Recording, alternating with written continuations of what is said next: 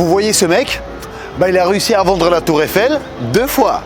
Et non, c'est pas un vendeur de petites Tour Eiffel à la sauvette là. Non, lui il a vendu la vraie Tour Eiffel. Enfin, c'est ce qu'il a fait croire. Et donc lui c'est Victor Lustig. C'est en gros le plus grand arnaqueur que notre monde ait connu. Et je vous jure, il a des stratégies et de l'audace la plus ouf que j'ai jamais vue.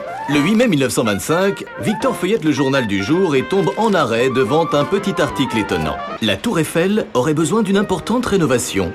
Elle serait dans un état extrêmement alarmant qui nécessiterait des travaux urgents. Et le journaliste conclut son article par faire une blague où il dit « Il faudrait peut-être la vendre, la Tour Eiffel ». Et en lisant ça, Victor, il se dit « Banco, je vais la vendre ». M'a dit banco.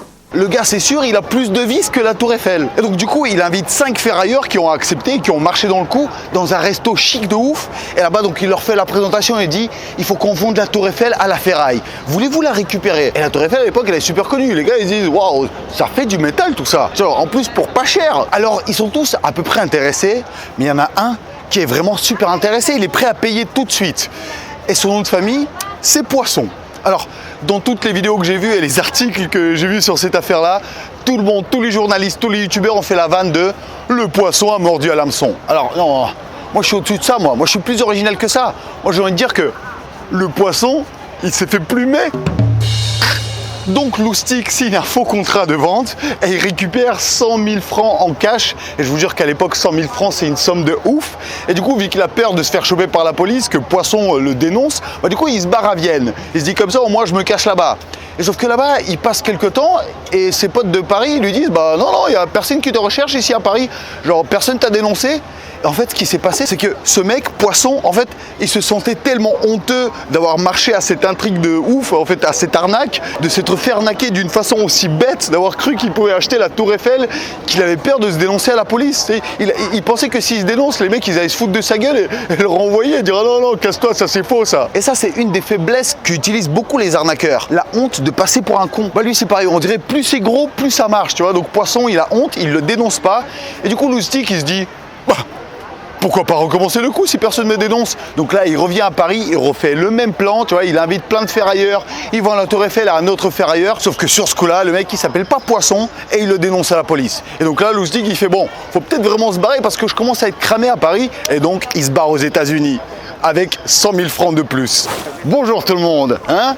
Ouais, vous avez vu, j'ai changé un peu le décor du studio. On dirait vraiment un vrai paysage comme ça, mais non, tout ça, c'est du papier peint, hein. Regarde. C'est du papier peint non palpable. Bon d'accord, en fait, je suis parti à Hong Kong, mais je continue de bosser. Alors, regardez, je vais tourner toute cette vidéo à Hong Kong. Donc il y aura genre de la culture G, des fun facts, des blagues et des beaux paysages. Vous voulez quoi de plus? Non, go, ça allait. Thank you. Alors dites-moi, est-ce que vous êtes prêts à découvrir les plus gros escrocs français et russes? Alors, c'est parti. Allez, c'est parti vraiment.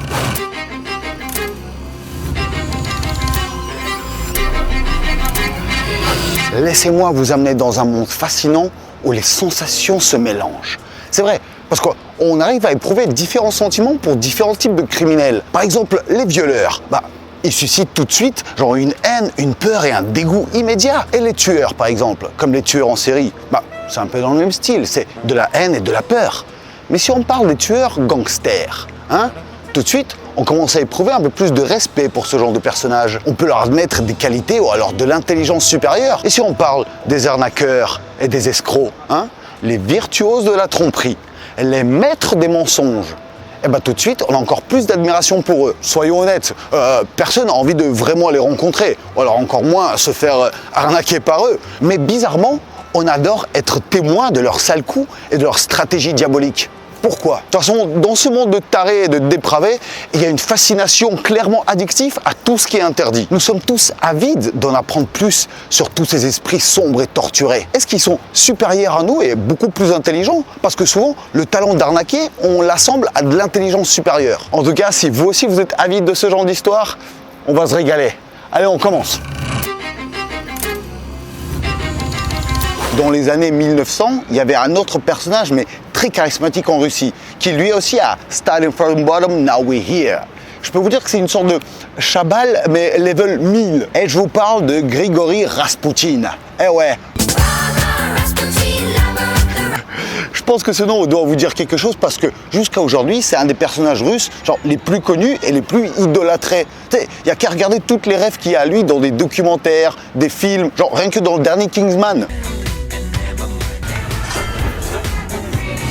Alors pour certains, c'est un vrai mage, druide, prophète, et pour d'autres, c'est juste un gros arnaqueur, genre un des plus gros de la Russie, qui a même réussi à escroquer la famille royale. Alors Rasputin, lui, il n'est pas du tout issu d'une famille bourgeoise. Non, lui, c'est un fils de paysan. Et lui, il n'avait aucun code pour entrer dans les hautes sphères.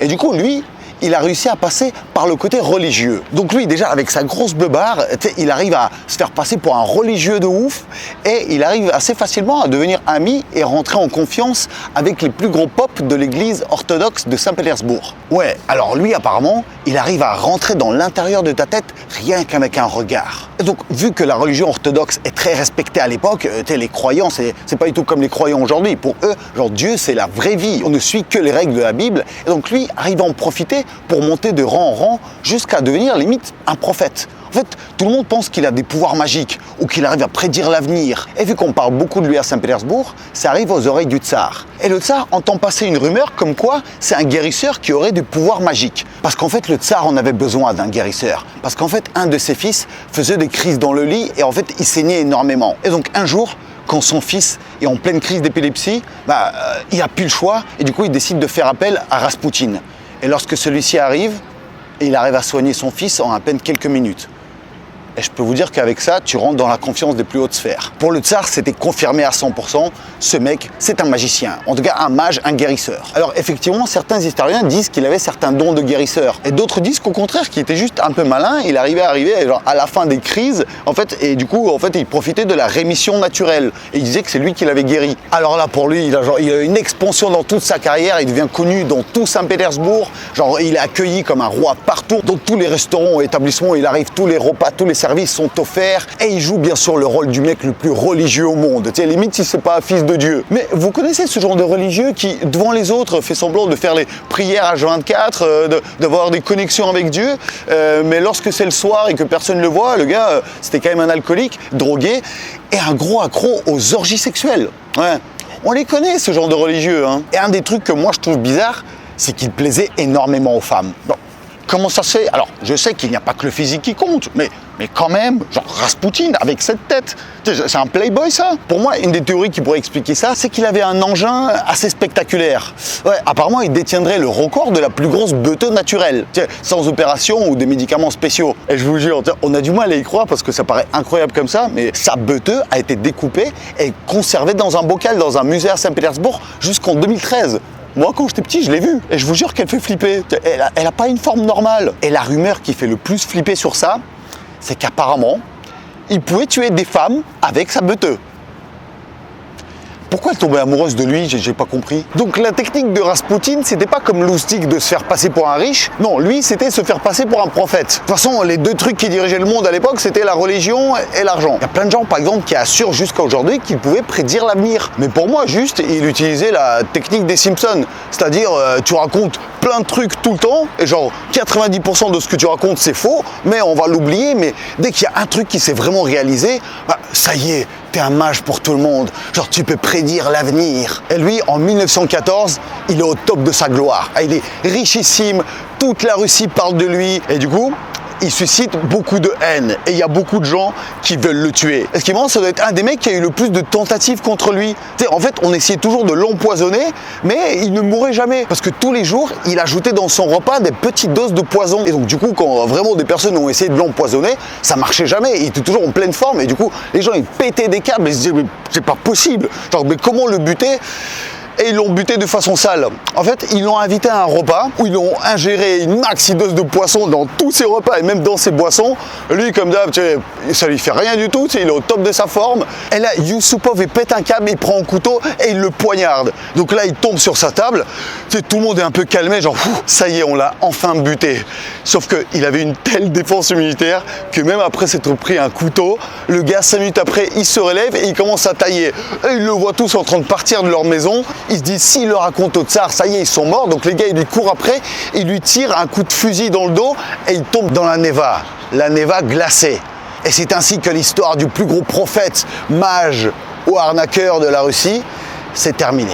Mais d'ailleurs, là, en écrivant, j'ai vu qu'il y a tellement de trucs à raconter sur Rasputin aussi. D'ailleurs, si une vidéo sur cette tarée vous intéresse, genre commentez, genre rrr, c'est-à-dire plein de R dans les commentaires. Allez.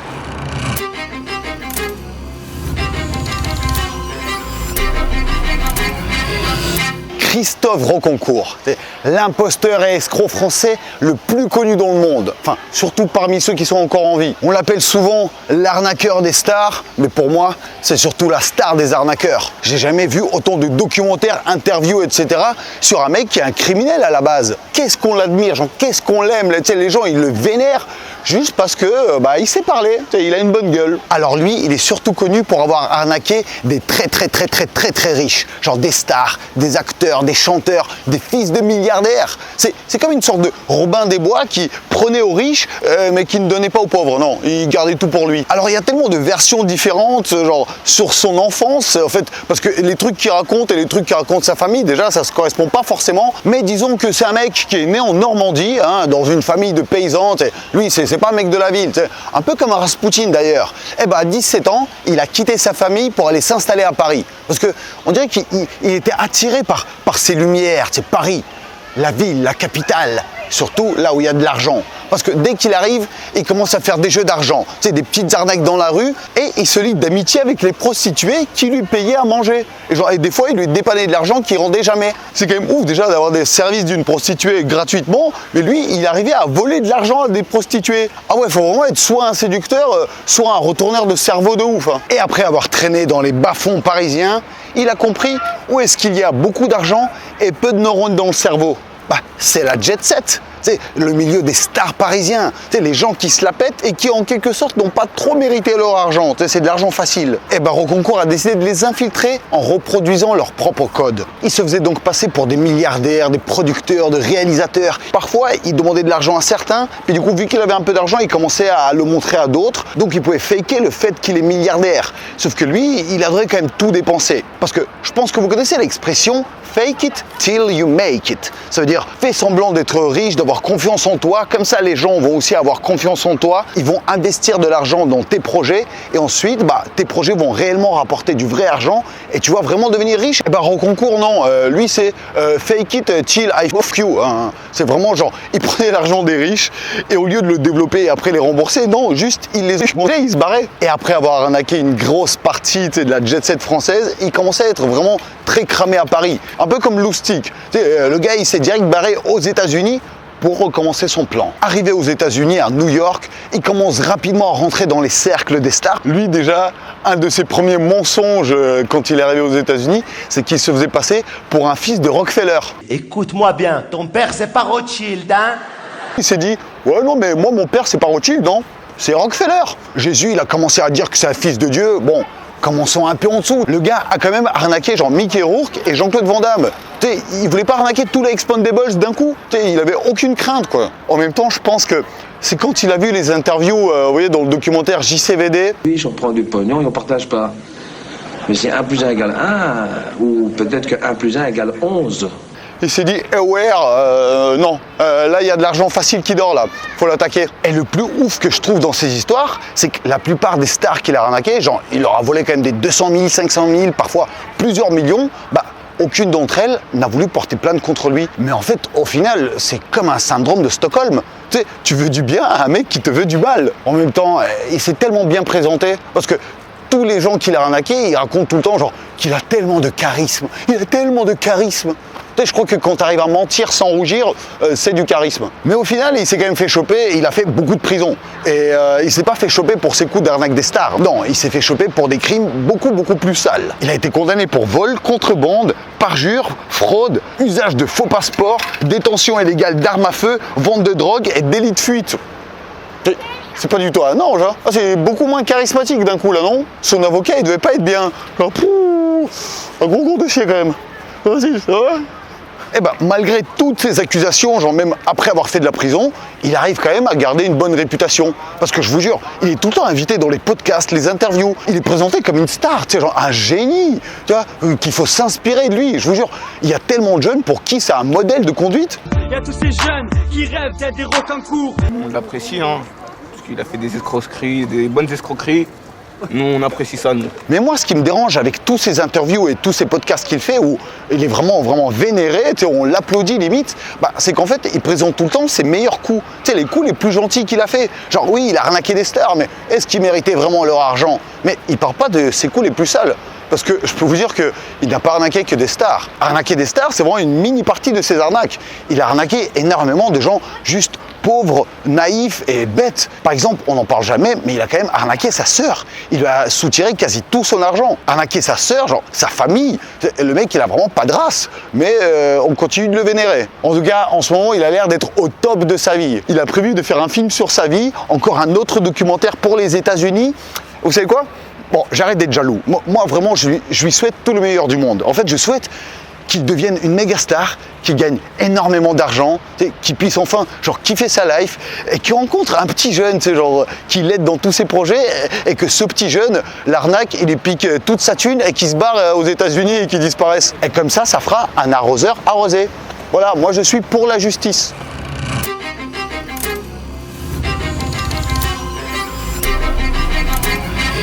Alors, en Russie, je vais vous parler de Sergei Mavroди. Alors, non, c'était pas du tout un Italien. Non, lui, il s'est fait connaître en Russie dans les années 90. Ouais, c'est pile la période où à peu près tous les Russes étaient dans la merde financièrement et ils étaient très peu familiarisés avec les lois du capitalisme.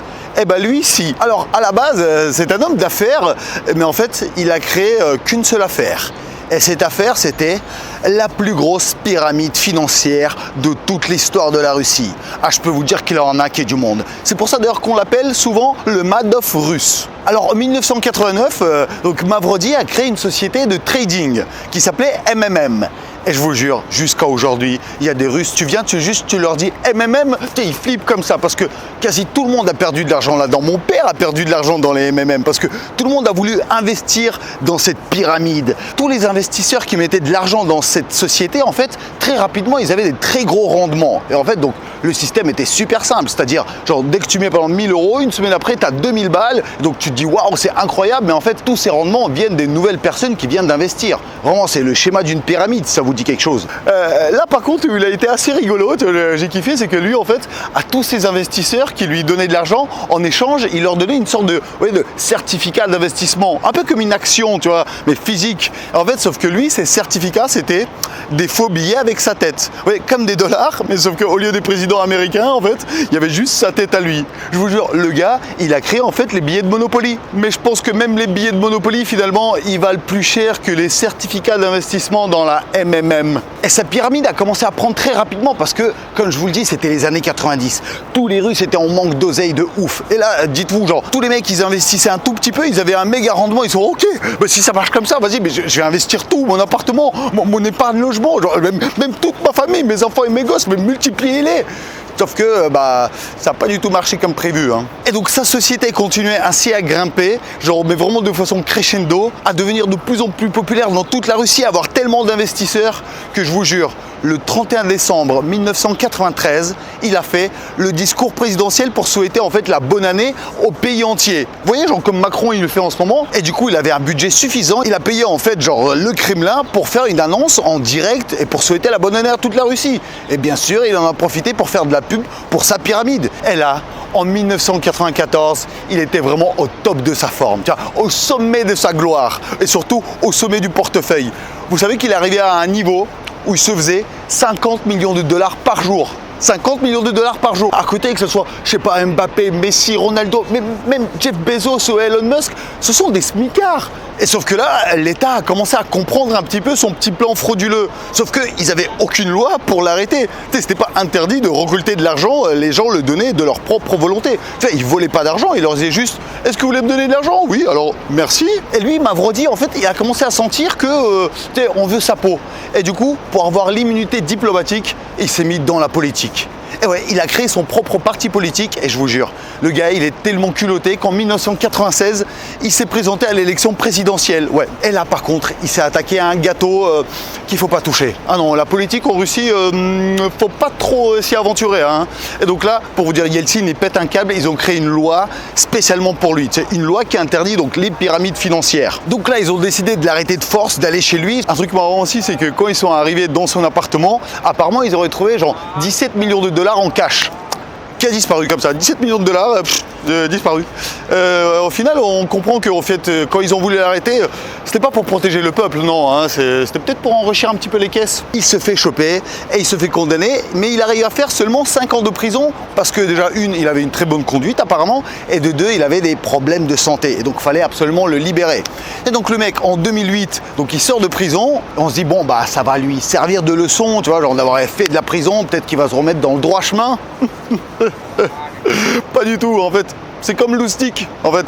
Tiens, parce que le mec il se dit, bah pourquoi pas recommencer? Et du coup en 2011, en 2012 et en 2013, il refait des nouvelles pyramides financières. Et le mec en 2015, il découvre la crypto-monnaie et du coup il crée une pyramide financière de crypto. Et vu qu'il est déjà très connu en Russie, du coup il s'attaque à d'autres continents, genre à l'Asie et à l'Afrique. On a su par exemple qu'en 2017, il a arnaqué 3 millions de personnes rien qu'au Nigeria. Mais malheureusement, toute belle histoire et surtout criminelle ont une fin assez tragique. Lui finalement, il ne s'est pas fait arrêter par la police, il s'est fait arrêter par sa santé. Oui, en fait, depuis tout petit, il avait des problèmes de cœur et du coup, il est mort d'une crise cardiaque. Bon, bien sûr, comme ça, quand on le raconte, c'est un peu triste. Mais ce qui est encore plus triste, c'est que tous les gens qu'il a arnaqués, ils n'ont jamais été remboursés jusqu'à aujourd'hui. Ça y est, c'est fini.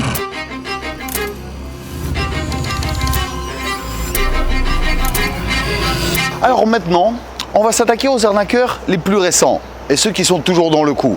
Et en France, celui qui pue, mais qui schlingue l'arnaque et qui n'est toujours pas en prison, c'est Dylan Thierry. Je pense que malheureusement, ça vous dit quelque chose. Et ce qui ne m'étonne pas du tout de lui, c'est que lui, il est issu des téléréalités. Ouais, vraiment le cancer de la télévision. Et il a commencé par l'émission Koh-Lanta, dans laquelle il est venu avec une paire de mocassins Gucci. Et après, il a essayé de faire croire que Gucci lui a payé genre un placement de produit. Et Gucci l'ont démenti, ils ont dit non, pas du tout. Déjà, c'est un peu de la publicité gratuite, mais même de ta part, on veut pas de publicité gratuite. Genre, tu nous fous plus la honte que de la publicité. Et ensuite, il en a enchaîné plein, comme par exemple Ninja Warrior, les princes et princesses de l'amour, la villa, bataille des couples, la villa des cœurs brisés, et ainsi de suite. Et franchement, je suis tellement content que aucune des téléréalités que je viens de citer ne me dise quelque chose. Franchement, j'espère que vous en connaissez un minimum dans tout ça. Et quand t'as plein de regards braqués sur toi, les plus malins, ils savent comment le rentabiliser. En fait, ce qu'ils font, c'est qu'ils rentrent dans votre cerveau à travers le regard et ils vendent à des marques votre temps de cerveau disponible. Donc je vous jure, s'il vous plaît, il faut surtout pas regarder Dylan dans les yeux parce qu'il va rentrer dans votre cerveau et vous piquer de l'argent. Vous voyez, genre, faut éviter son regard. C'est un peu comme les recruteurs de dons à la sortie des métros. Vous voyez, genre, vous sortez des métros et dès que vous croisez son regard, ça y est, il va forcément vous accoster. Après, vous allez devoir donner un don soit pour les baleines, soit pour les ours polaires. Lui, c'est ça, mais 1000 fois pire. 1000 fois plus sale. Alors lui, à peu près comme tous les influx voleurs, il a commencé par faire du dropshipping. Vous voyez ce que c'est? C'est genre quand il vend des produits qui coûtent des centimes, tu sais, sur AliExpress, et lui il fait passer ces produits-là pour des produits de luxe.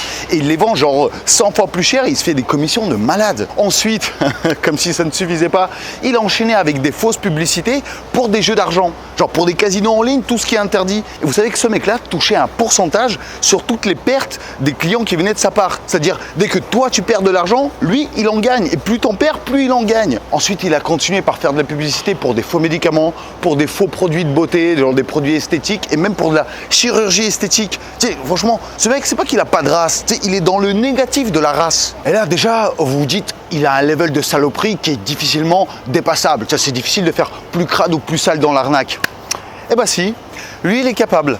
Parce qu'il est soupçonné de faire du trafic d'enfants. Et oui, en fait, ils ont réussi à saisir des messages vocaux où il parle d'un trafic d'enfants depuis Madagascar. Donc en fait, ce qu'il fait, c'est qu'il va chercher des enfants là-bas et avec un faux passeport, il les ramène en France. Imagine, il y a une petite fille de 3 ans, 4 ans ou 5 ans. En fait, je vais prendre le passeport de n'importe quel pote à moi qui a une fille noire. Lui, il va faire déclaration de perte un petit peu plus tard. Et en fait, avec ce passeport-là, c'est comme si j'étais venu avec elle à Madagascar et en fait je repars avec elle en Europe. Il arrive à se faire entre 150 000 et 500 000 euros par enfant qui ramène à des adultes dans les buts les plus inconnus. Et franchement, j'arrive même pas juste à imaginer le pire dans cette histoire. Ça me dégoûte tellement. J'arrive même pas à imaginer comment tu peux mentir autant, genre, sans avoir des frissons de honte, sans être dégoûté quand tu te regardes dans le miroir. J'ai l'impression que ce genre de mec, tu le branches un détecteur de mensonges, il le fait exploser. Et comme je vous ai dit, le pire dans cette histoire, c'est que malgré toutes les accusations et toutes les preuves qu'il trouve, genre que ce soit Booba ou à la télé, genre d'autres journalistes, ce mec est toujours en liberté. C'est comme s'ils n'arrivaient pas à avoir de preuves factuelles qui sont validées par la police. Le gars, il baigne dans les trafics les plus sales et dégueulasses du monde, mais vu qu'il a une tête qui passe, apparemment ça passe. S'il vous plaît, ne lui faites jamais de dons, ok ? Jamais, vous arrêtez. Parce que jusqu'à aujourd'hui, il continue ces trafics sales, ou genre ces récoltes de dons pour des quêtes, on ne sait pas où ça va, mais en fait, ça va dans sa poche. Je vous jure, dès qu'il y a un séisme, une guerre ou d'autres problèmes, le seul truc un peu intéressant, c'est que grâce à lui, en fait, on peut surveiller le parcours d'un arnaqueur qui est toujours en liberté et voir en fait, est-ce que finalement il va rester en liberté ou alors il va se faire arrêter par la police. Parce que jusqu'à aujourd'hui, quand il se fait arrêter par la police, c'est juste pour prendre des selfies.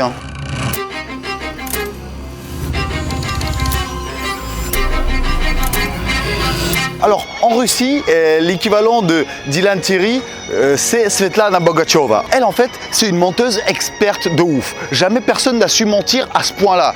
Elle arrive à incarner plusieurs personnages qui mentent tous la même histoire, mais limite en improvisation, genre elle a aucun plan. Elle fait tout comme ça à l'instinct. Et limite, elle, à la grosse différence de tous les autres arnaqueurs, c'est même pas l'argent qui l'intéresse. C'est vraiment le fait de mentir et de détruire des vies. Parce que je vous jure, en fait, ce qu'elle fait, c'est qu'elle s'incruste dans la vie de ses victimes, elle leur fait croire des dingueries de ouf, et en fait, c'est comme si elle les rentre dans une sorte de infobulle, elle les coupe du contexte extérieur et elle crée une sorte de Truman Show dans leur vie, où tous les acteurs qui commencent à prendre contact avec eux, en fait, ils n'existent pas. Elle arrive à créer un monde fictif autour de ses victimes. Et la fille qu'il a découvert et qu'il a démasquée en Russie, elle s'appelle Tatiana Shukina. On va la citer souvent, donc retenez bien ce nom. En fait, c'est une stand-upeuse de Moscou qu'il a rencontrée d'abord dans un but professionnel, puis cette Svetlana, donc la menteuse, est rentrée en contact avec elle, puis elles sont devenues un peu amies. En fait, oh, il y a une dame qui vient de tomber.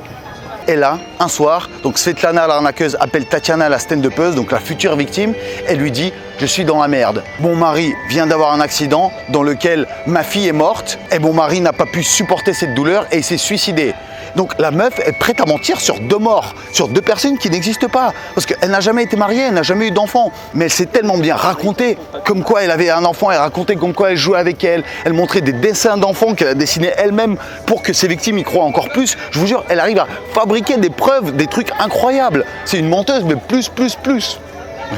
Donc l'autre stand-upeuse, elle se dit ok, on peut pas mentir sur un sujet aussi grave, donc elle commence à l'aider, il commence à se lier d'amitié encore plus et plus, elle commence à devenir limite des meilleurs amis du monde. Et c'est là, ne vous inquiétez pas, et c'est là où Tatiana passe à l'étape 2. C'est qu'elle commence à bloquer sa victime de tous les autres contacts. Elle, ce qu'elle choisit sur ce coup-là, c'est qu'à l'époque, c'est pile où la guerre en Ukraine a commencé. Donc elle dit à cette stand-upeuse Tatiana qu'en fait, certains de ses textes ont été repérés par le FSB, par les services secrets. Elle dit qu'apparemment, les services secrets russes veulent sa peau. Donc elle arrive à lui faire croire qu'elle risque la prison, que ce soit elle ou son mari. Et donc forcément, elle flippe et elle est obligée de quitter la Russie. Donc au début, elle part en Turquie, puis ensuite en Arménie. Et moi déjà, quand je suis arrivé à ce niveau-là de l'histoire, ça m'a rappelé ma propre histoire. Parce que moi aussi, on m'a beaucoup fait croire que des services secrets sont à ma recherche et qui veulent ma peau. Donc je me dis, est-ce que c'est une tendance? Est-ce que c'est pas Svetlana qui m'a contacté sur Instagram? Tu sais, en se faisant passer pour un mec qui était prof. Enfin, franchement, ce serait juste ouf. Alors, je trouve ça très bizarre. J'ai l'impression qu'il pense que je parle dans le vide. J'adore. Franchement, c'est un de mes plans préférés, celui-là. Il faut que je sois concentré au maximum, il n'y a rien qui peut me déranger. Après, Svetlana, elle arrive à faire croire qu'elle va en prison, qu'elle se fait frapper par des femmes en prison, qu'en sortant de prison, elle adopte un enfant. Ensuite, elle se fait attraper par le père de cet enfant, elle se fait violer. Et ce mec-là avait le sida, donc elle dit qu'elle a chopé le sida. Après, elle dit qu'elle a chopé le cancer, mais vraiment, genre, plus c'est gros, plus ça passe. Oh, sorry, go. It's not a problem, go. Et donc, à un moment donné, Tatiana, la stand-upeuse, elle lui dit, tu sais quoi? Montre-moi le document de ton docteur qui prouve que tu as un cancer.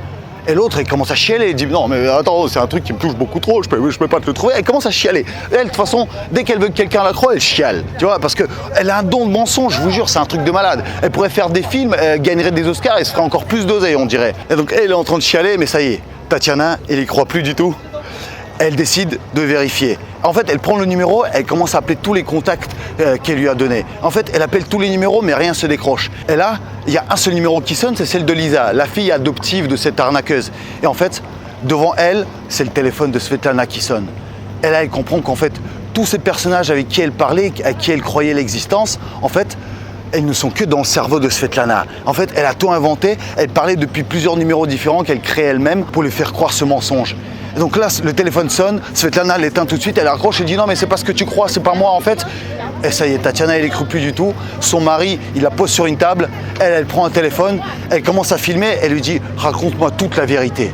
Tout de suite. Et c'est cette vidéo justement qui a fait le buzz sur tous les réseaux sociaux en Russie. Dans une vidéo où elle avoue avoir menti, avoir créé tous ces plans diaboliques. En fait, une fois que cette vidéo est devenue très virale, en fait, il y a des milliers de gens qui ont commencé à dire mais oui, je la connais, moi aussi j'ai passé de l'argent, moi aussi je l'ai prêté, moi aussi j'ai essayé de la sauver du cancer, j'ai essayé de la sauver son mari ou ses autres filles. En fait, c'est ça, on dirait que les arnaqueurs, ils adorent arnaquer les gens qui veulent aider. On dirait que plus t'es gentil, plus on veut t'arnaquer et tout te prendre. Il y a des journalistes qui ont réussi à la piéger en prenant une interview avec elle. Du coup, en caméra cachée, on la voit en train de dénoncer ses mensonges. Elle dit « j'adore mentir ». Оно само, это не требует какой-то специальной концентрации внимания или специальных усилий, это очень естественно. Mentir, c'est mon kiff personnalisé, c'est mon sport, tu vois, je suis sportif professionnel dans le mensonge. Bien sûr. D'après beaucoup de médecins, en fait, c'est un syndrome de la mythomanie, c'est pas de sa faute. Mais je sais pas, j'ai du mal à pas en vouloir à des gens comme ça.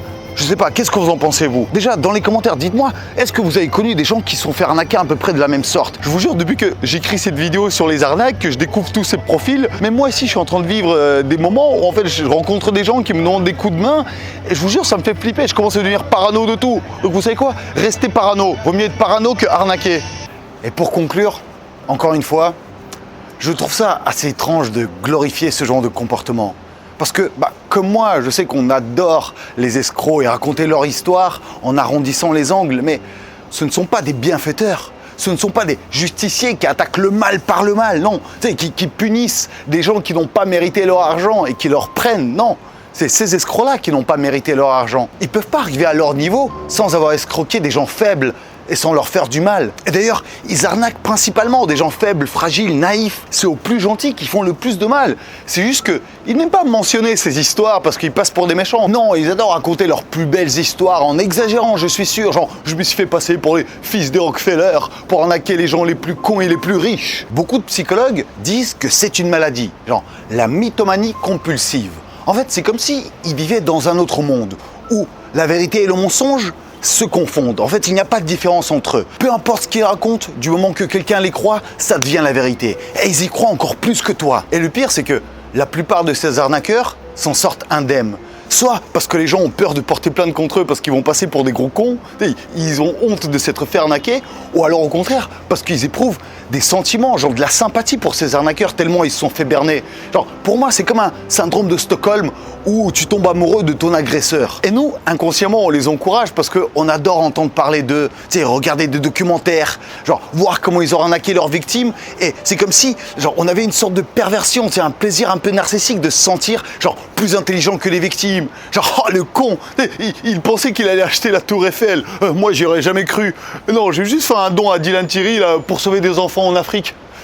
Et c'est là qu'on se fait avoir nous aussi. Alors, soyez vigilants. Et vous savez quoi? Ne faites jamais trop confiance aux gens qui sont trop beaux ou trop charismatiques. Faites confiance à moi. Avec une gueule comme ça, franchement, tu ne peux pas être un arnaqueur. Honnêtement. Mettez un like pour cette vidéo, je vous jure. Et ça, c'est gratuit et personne ne va en souffrir. En tout cas, moi, je vous fais d'énormes yagadakis de Hong Kong. Ça a fait trop plaisir de tourner cette vidéo dans une ville. J'espère recommencer ce genre de voyage où je tourne des vidéos, avec texte. Et c'est pas des vlogs, mais en même temps, tu tournes dans les rues, les gens te regardent. Je vous jure, ça me recharge un peu tous ces gens qui passent. Ça me concentre et j'ai envie d'en faire plus. En tout cas, moi, dès demain, c'est pas de repos. J'attaque déjà le nouveau scénario que je vais peut-être filmer dans une nouvelle destination.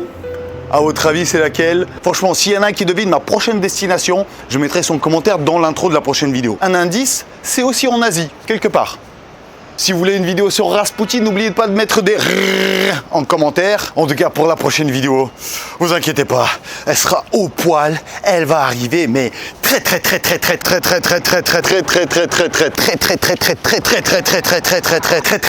très bientôt. Allez. Non, je vous ai pas arnaqué, c'est pas ce que vous pensez.